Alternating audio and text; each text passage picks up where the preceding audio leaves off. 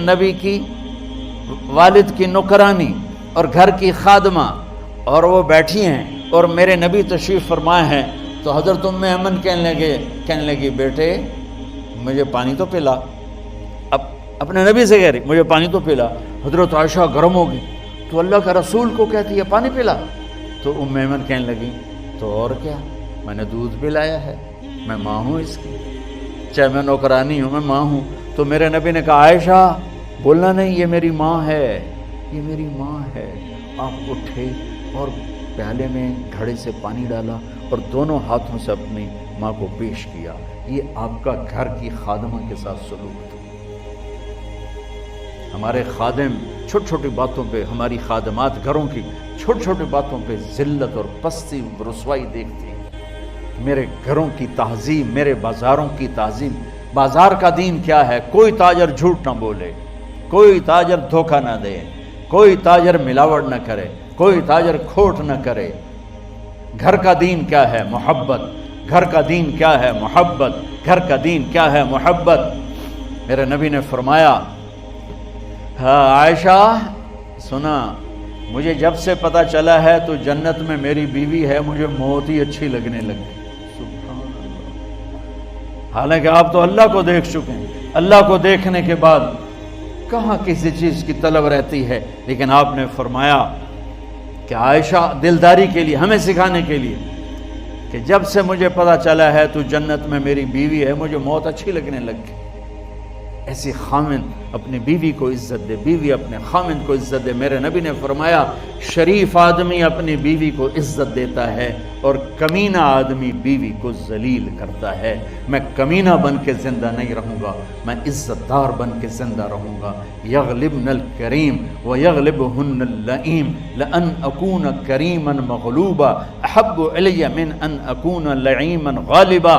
میرے نبی کا فرمان میں نے عربی پڑھ کے بھی سنا دیا، ترجمہ کر کے سنا رہا ہوں۔ آپ نے فرمایا کہ عزت دار شریف آدمی اپنی بیوی کو آگے رکھتا ہے، خود پیچھے رہتا ہے، اور کمینہ آدمی بیوی کو دبا کے رکھتا ہے، ذلیل کر کے رکھتا ہے۔ میں کمینہ بن کے زندگی نہیں گزاروں گا، میں عزت دار بن کے زندگی گزاروں گا۔ آپ نے 11 شادیاں کی ہمیں زندگی سمجھانے کے لیے، زندگی بتانے کے لیے۔ آپ نے دشمنوں کو معاف کر کے دکھایا، قاتلوں کو معاف کر کے دکھایا۔ یہاں سگا بھائی بھائی کو معاف کرنے کے لیے تیار نہیں۔ آپ سوئے ہوئے تھے، ایک بدو آیا، آپ ہی کی تلوار اٹھا کے یوں پسلی میں ماری، آپ اٹھ کے بیٹھ گئے، اس نے تلوار سیدھی کر لی، کون بچائے گا؟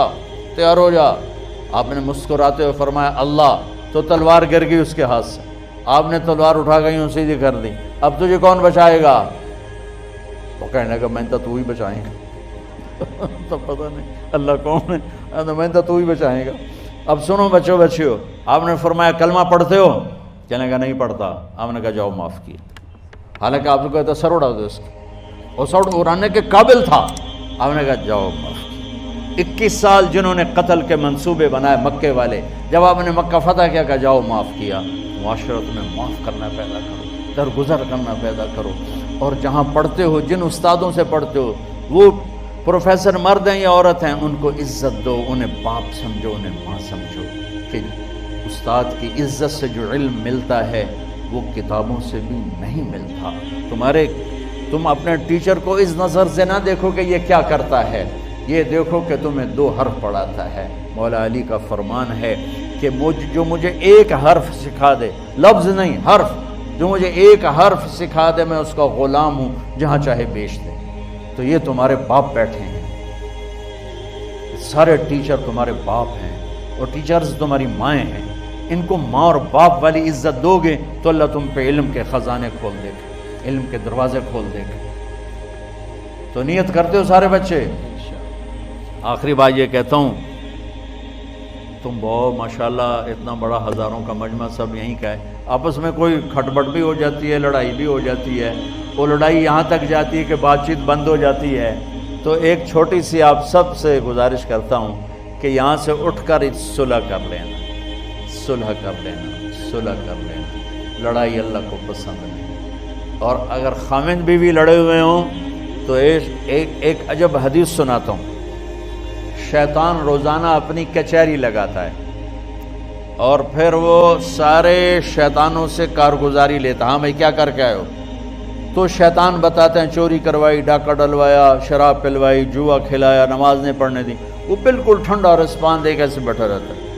اتنے میں ایک بھڑتو سا شیطان پیچھے سے کھڑے کوئی کہتا ہے حضور میں نے میاں بیوی کو لڑایا۔ تو شیطان اچھل کے کرسی سے گرتا ہے، کہتا ہے یہ ہے کام جو کر کے آیا ہے۔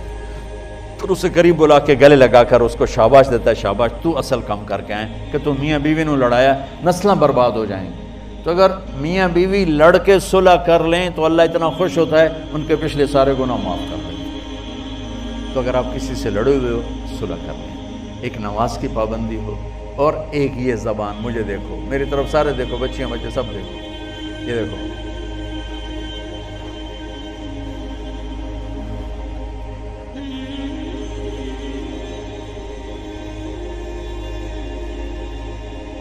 زبان پہ قابو رکھو۔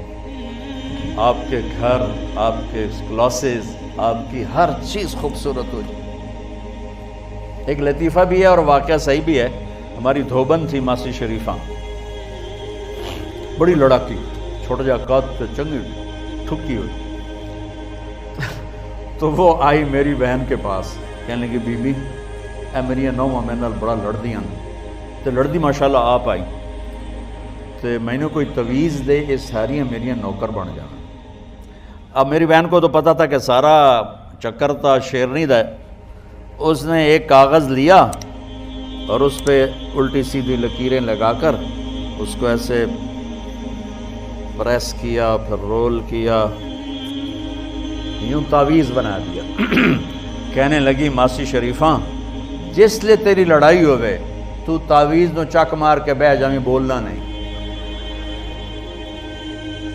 یہ تعویذ ڈھہ گیا تیری خیر نہیں۔ اب تعویذوں کا تو بڑا ہمارا دیہاتی ماحول میں بہت زیادہ ہے۔ اچھا اب میری بہن نے کیا کیا، ماسی شریفوں کو چپ کرایا۔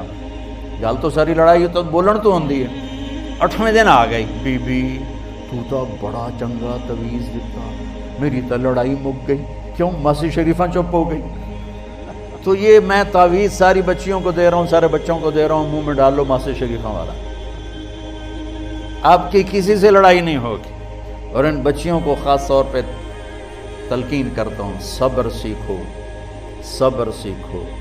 میرے ملک کا سسرالی معاشرہ بڑا ظالم ہے، درد سے کہتا ہوں۔ اس میں پٹھان، پنجابی، بلوچ، سندھی، دیندار، بے دین، نمازی، دنیا دار، پڑھے لکھے، ان پڑھ، سب ایک ہی کشتی کے سوار۔ میرے دیس کا سسرالی معاشرہ بہت سخت ہے، بہت سخت ہے۔ تو میری بچیوں صبر سیکھنا، زبان کو تالو سے لگا لینا، اللہ تعالیٰ تمہارے لیے راستے کھولے گا، عزتوں کے، کامیابی کے، محبت کے۔